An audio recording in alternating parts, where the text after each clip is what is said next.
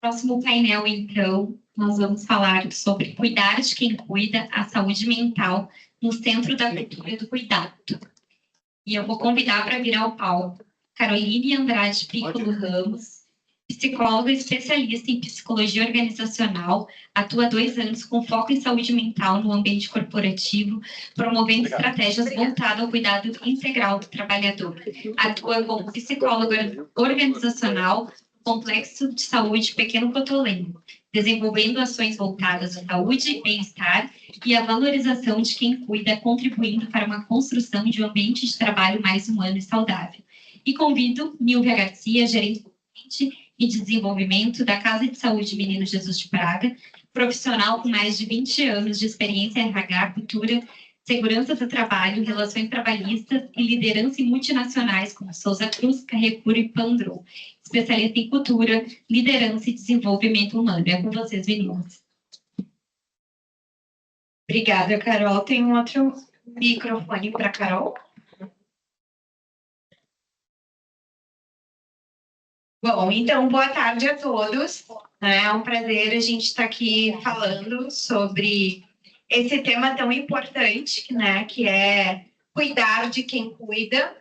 E hoje eu falo aqui de uma perspectiva de 2 lugares, né?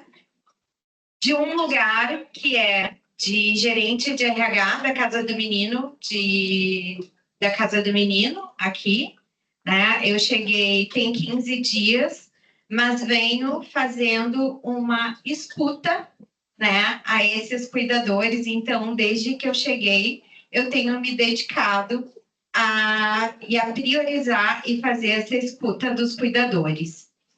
Então, também falo da perspectiva de alguém que há pouco tempo atrás passou por essa função de cuidadora e sentiu na pele. Então, tem poucos meses que eu me dividi, né, entre o meu trabalho, a minha filha, e aos finais de semanas e nos tempos que eu tinha a cuidar do meu irmão em cuidados paliativos. Então, eu senti na pele como é estar, né, à frente, na linha de frente, como cuidador. Então, eu vou falar dessas 2 perspectivas, tanto de RH quanto de estar na pele de um cuidador, né? Então, esse cuidador, né, a gente traz essa reflexão que ele vive diariamente um contato com a dor, com o sofrimento, né, de alguém que está ali, muitas vezes com a impotência de querer fazer mais, né, e não poder fazer mais. Ele convive e está exposto a crises, né, está exposto muitas vezes a cuidar de alguém que está sofrendo, que está triste. Ele tem que ser esse apoio emocional, né? E também de fazer esse cuidado físico. Então, além de um cuidado emocional, o cuidador, ele também é o que dá o remédio, é o que dá o banho, seja na família ou seja numa instituição, né? É o que ajuda esse paciente ou esse acolhido a comer. Então, ele tem esse esforço físico e esse esforço mental e emocional. De uma hora está atendendo uma crise, né, de alguém, ou está ali tentando controlar uma situação de emergência, e na outra tendo que dar um sorriso.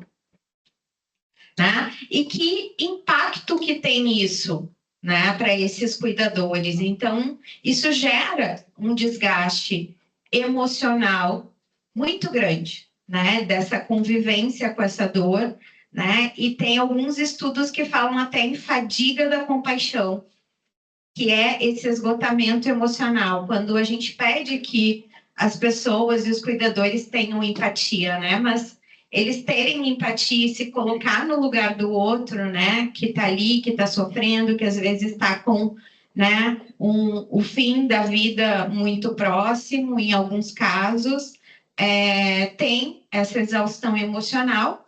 E ainda tem um outro sintoma que às vezes a gente vê nas organizações, E há poucos dias eu discuti aqui também um dos casos, né, que às vezes esse profissional, também por uma defesa, ele se desconecta. Para ele não sofrer, não ir para um esgotamento e para um burnout e não ficar triste, ele também usa de um mecanismo de defesa de desconexão, né, de cinismo, de indiferença também. E tudo isso tem impacto aonde? Né? No acolhimento e no cuidado dos nossos pacientes, dos nossos moradores, dos nossos, né, no nosso aqui, dos nossos que a gente chama dos nossos acolhidos. Então, essa convivência, né, com essa dor, ela vem gerando, e desde a pandemia, cada vez mais estudos, né, trazendo a situação de burnout, de estresse, de adoecimento dos profissionais da saúde, e eu trago ainda mais uma reflexão, né? Eu estava lendo essa semana que 80% dos profissionais de enfermagem, que é quem está na linha de frente ali, né? Que é quem está ali dando o remédio, trocando a fralda, quem está ali pegando na mão quando o paciente está com medo, tem que fazer uma coleta de sangue, são mulheres. Né? Então, a maioria, e aqui na Casa do Menino é mais de 90%, as nossas cuidadoras são mulheres. E a gente sabe que no Brasil, e num dos painéis da manhã, alguém trouxe, acho que foi o secretário do Desenvolvimento Social, que o país está envelhecendo e a gente está vivendo uma sociedade sanduíche de cuidar dos nossos filhos e de cuidar dos nossos pais. E o papel, e aí alguns estudos falam que o cuidado tem gênero no Brasil e esse gênero é feminino, esse gênero é da mulher. Então, vocês pensem que elas têm o seu sustento e elas amam o que fazem e se conectam, e quem fica aqui, como vários painéis falaram, né, vem um propósito e se alimentam disso também, mas isso traz também esse desgaste emocional. Mas ela chega em casa e tem uma jornada dupla. Ela tem que cuidar do filho, ela tem que cuidar do marido, ela tem que cuidar dos pais, né? E quando é que esse cuidador se cuida, né? Então, é isso que vem, então, que chega para a organização, né? Por que cuidar desse cuidador? Que é uma organização cuidar do cuidador não é bondade, não é romantizar ou criar um programa, é estratégico. Porque hoje, se eu não cuido desse cuidador, os índices de absenteísmo, os índices de turnover, né, começam a ter conflitos sociais, o impacto que tem de um cuidador que ele está exausto, que ele está emocionalmente esgotado, como é que ele vai acolher lá, né, o nosso paciente, o nosso acolhido, o nosso morador, com que qualidade ele vai oferecer esse cuidado, né? Então, quis trazer, assim, contextualizar um pouco de como é estar nessa pele, né? De ter, e eu que também vivi essa jornada dupla, né? De trabalhar, de ter a casa e de chegar em casa e ser cuidadora. E aí os meus colegas aqui, que são cuidadores aqui, e chegam em casa e são cuidadores também.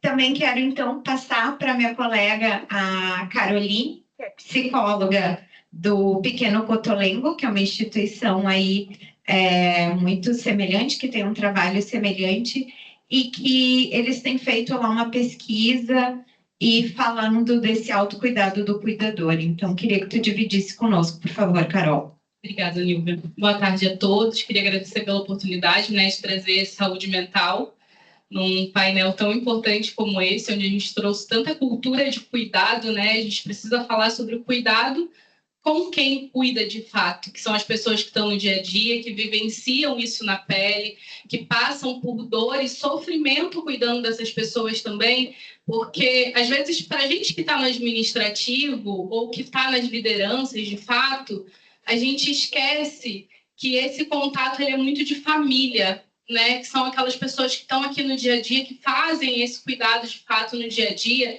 eles têm uma visão muito mais familiar do que a gente faz, de fato, do que talvez nós que estejamos no administrativo, né? E eles sofrem junto com esses acolhidos, assistidos, como no nosso caso do complexo, né? Eles sentem, quando a gente tem uma saída, a gente sente, por mais que seja para algo melhor, né? A gente sente também. Então, a gente está nesse centro do cuidado, de preparar para eles aquilo que eles realmente precisam. E aí a gente vai pensar hoje numa perspectiva que a gente está no Brasil, onde a gente tem um adoecimento muito alto em saúde mental. De 2023 para 2024, para a gente ter uma ideia, a gente teve um aumento de 68% de afastamentos por doenças psicológicas. Sejam elas o burnout, né, como a Nilvia trouxe, que é um outro ponto que, quando a gente pensa em saúde mental, é muito legal a gente lembrar que quem tem burnout é quem ama o que faz, de fato, né? Quem ama o trabalho acaba adoecendo porque quer dar o seu melhor o tempo todo e, às vezes, acaba cedendo além do que o que a gente pode fazer. Então, nós, numa instituição do terceiro setor, qual que é a chance de um profissional do terceiro setor adoecer por burnout? Qual que é a chance? Eu acredito que seja muito alta, né? Porque a gente acaba se apaixonando de fato por aquilo que a gente faz e pelos nossos assistidos. Então, pensando nessa perspectiva, a gente começou a moldar os nossos trabalhos e os nossos projetos em cima daquilo que realmente faz sentido para esse trabalhador, que faz sentido para o que ele quer no dia a dia, porque a gente precisa pensar em todas as perspectivas, né? Que a gente tem, tanto, vou falar do complexo, né? No complexo a gente tem funcionários tanto de um grau de instrução muito maior, como funcionários com um grau de instrução menor, que são pessoas que às vezes vão estar numa realidade diferente da nossa, que às vezes a gente vai trabalhar de carro e aquela pessoa ela pega 3 horas de ônibus para chegar no trabalho. Então, qual o tipo de conforto que a gente traz para essa pessoa? Porque é muito além, né, de somente o conforto psicológico. A gente vai falar de saúde integral. Então, em cima disso que a gente tem pautado o nosso trabalho, Nilvia. Que bacana, e acho que tu trouxe um ponto do luto que eu também queria trazer essa reflexão, né? Que os profissionais, os cuidadores, eles vivem esses lutos e muitas vezes são lutos que não são validados, né? Porque não é o luto de um familiar dele, então às vezes ele chega em casa, eu tô triste porque, né, o paciente tal que eu me apeguei, mas a sociedade ele não tem espaço para trabalhar esse luto, né? É um luto que ele vai acumulando ali, vai gerando esse desgaste, e até mesmo quando tem saídas, não sei quem teve a oportunidade de estar no painel da Nathalie, que está sendo adotada, né? E eu, como cheguei recentemente na organização, eu tenho feito uma escuta. E tem essa luta também dos que estão nos deixando, então tem essa ambiguidade de estar muito feliz que ela está sendo adotada e um orgulho, mas é uma perda também, né? Tem essa tristeza e os profissionais, os cuidadores têm relatado isso, mas já, agora dia 5, nossa, mas foi tão rápido, né? A gente vai sentir falta, então assim, não tem como separar, é lidar com as emoções, né? E então, assim, é necessário, é urgente, é estratégico que a gente olhe para esse cuidador, né? Para que a gente possa ter um ambiente saudável, né? Com um turnover controlado, com absenteísmo, com clima, né? Saudável também. Então, Carol, eu queria pedir.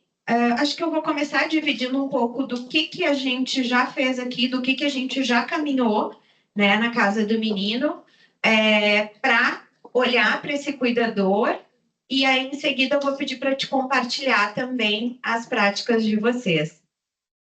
Então, aqui na casa do menino, a gente já iniciou esse olhar, né, de cuidar do cuidador. Então, acho que assim, uma grande ação que foi realizada foi a jornada de liderança, né?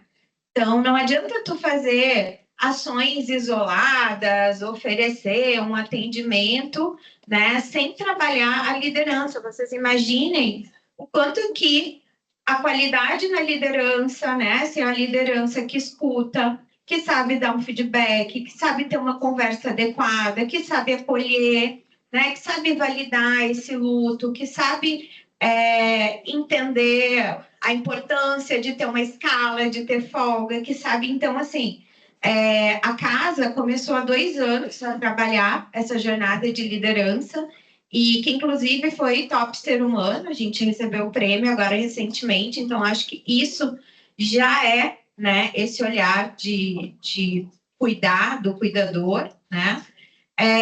Também esse ano foi lançado o programa Cuidar, onde foi ofertado aqui para os nossos colaboradores, né?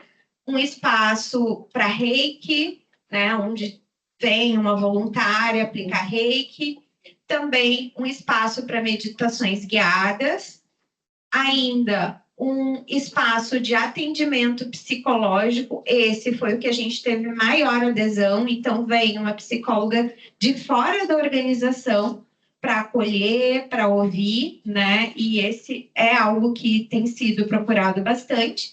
E também um espaço que a gente ofertou para atividade física, para incentivar esse autocuidado também, né? De cuidado físico, assim. Então, a gente sabe que tem muito para caminhar ainda, mas a gente iniciou esse movimento e agora, no final do ano, o que a gente tem feito bom, vamos fazer um balanço, vamos fazer uma escutativa, né? Vamos aproveitar esse momento que eu estou chegando na organização também para conversar com o maior número de profissionais possíveis e ouvir, perguntar para eles quais são tuas dores, né? Como que é? O que te faz vir trabalhar todos os dias, né? O que te faria deixar a casa do menino? Por que tu tá aqui? Então, a gente está fazendo essa escuta e, com isso, poder evoluir nossos programas em 2026. Mas, já de imediato, uma leitura foi olhar para a jornada desse colaborador também, do ponto de vista de RH ainda, né? Para a gente não ter só práticas isoladas, mas olhar, bom, como é que eu estou recrutando? Se eu tenho uma cultura de cuidado, se eu quero ser uma instituição que cuida e quero que quem está chegando cuide, né, lá do meu acolhido, eu estou cuidando dele na seleção, eu estou proporcionando uma integração, né, no primeiro dia que ele chega, que ele é acolhido, né? Como é que ele está sendo recebido? Eu estou pagando o VT no dia, então, assim, eu preciso também garantir, né, o básico muito bem feito, essa jornada do colaborador aqui, para a gente também evoluir para programas, né, como a gente já nasceu, o programa Cuidar, que também em 2026 ele vai continuar e vai evoluir, mas para a gente não perder de vista também, porque também tem isso da moda, da gente fazer muitos programas e não olhar, né, para essa jornada do colaborador e ter os nossos processos bem feitos e com esse foco de acolhimento e cuidado. Então, eu vou falar bem rapidinho um pouco do que a gente faz lá, que a Carol já avisou que terminou o nosso tempo. Então, a gente tem um programa de saúde e bem-estar que ele já está bem estruturado. E aí a gente fala em saúde e bem-estar porque é o cuidado integral. A gente pensa no ser humano como integral. Então, a gente olha para tudo, não somente para a saúde mental. Então, quando a gente vai falar de saúde mental, a gente também vai pensar numa alimentação balanceada, a gente vai pensar na atividade física, a gente vai pensar em programas que talvez aquela pessoa não tenha acesso. Então, os atendimentos, né, os acolhimentos psicológicos a gente realiza dentro da organização também. Nos últimos 3 meses, a gente realizou 101 atendimentos, né, que são os acolhimentos. E nas ações que a gente realiza, a gente teve mais de 200 pessoas atendidas nessas ações, né? E essas ações, elas foram pensadas e estruturadas em cima das demandas que eles traziam nos acolhimentos psicológicos, porque é feita uma análise técnica de tudo que eles trazem para a gente também. E a gente notou que aquelas pessoas que estão ali no dia a dia, como os nossos cuidadores, técnicos e auxiliares de enfermagem, eles traziam muitas demandas de autocuidado, como, eu não consigo fazer a minha unha, eu não consigo cortar o meu cabelo, não consigo fazer uma skincare, coisas que talvez para a gente, mais uma vez, dentro do nosso quadrado, são coisas tão básicas e que a gente está acostumado no dia a dia a fazer. E aí a gente montou as oficinas de bem-estar, que elas acontecem 2 sextas-feiras por mês, através do voluntariado também, né? E onde a gente traz esse cuidado, né? O skincare, uma manicure, corte de cabelo com um profissional de corte de cabelo mesmo, massagem, que é outra coisa que eles gostam muito, e foi sucesso, que a gente atendeu mais de 200 pessoas em menos de 3 meses, que é um projeto que a gente quer continuar para 2026, e fora todo o resto que a gente já tem estruturado, né? Que a gente conta com aplicativos de meditação, a gente tem parceiros de convênio farmácia, convênio academia, a gente tem tanta coisa que é difícil de lembrar. Mas, para resumir, tudo que a gente faz, né, a gente faz com muito amor e, de fato, pensando em tudo que o nosso funcionário ele precisa e tudo que ele traz como uma necessidade para a gente. E aí, a cada dia, a gente tenta melhorar e trazer essa qualidade de vida para ele também dentro do trabalho, mas que ele consiga levar para fora e estender até mesmo para a família dele em determinados momentos. E eu acho que é isso. Obrigada. Obrigada, Carol. Então, só para finalizar, né, o que a gente conclui, o que a gente já vinha trocando, eu e a Carol, né, antes desse painel, é que cuidar de quem cuida, ele não é só um ato de um programa ou necessário, mas ele é estratégico para as instituições de saúde e para a sustentabilidade desse ecossistema. Então, obrigada, Carol, por ter vindo. Obrigada, gente.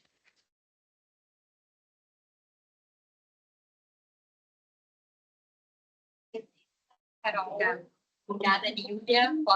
Isso aí, thanks.